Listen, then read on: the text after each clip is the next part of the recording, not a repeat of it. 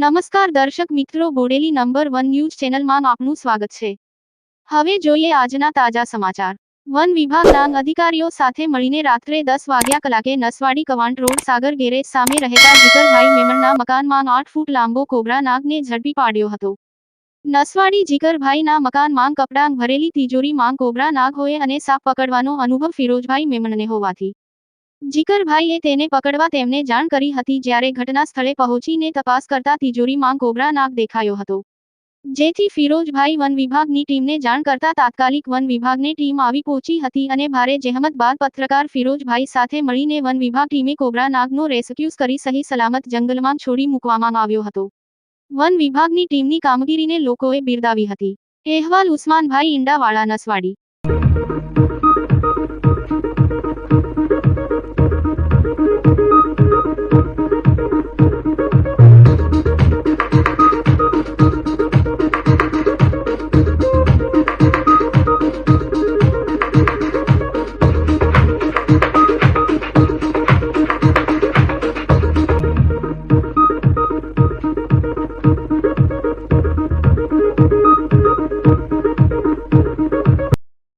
અવનવા રોજબરોજના સમાચાર જોવા માટે જોતા રહો બોડેલી નંબર 1 ન્યૂઝ ચેનલ। અને જો આપે અત્યાર સુધી આ ચેનલને સબસ્ક્રાઇબ ન કરી હોય તો સબસ્ક્રાઇબ કરો અને શેર કરો।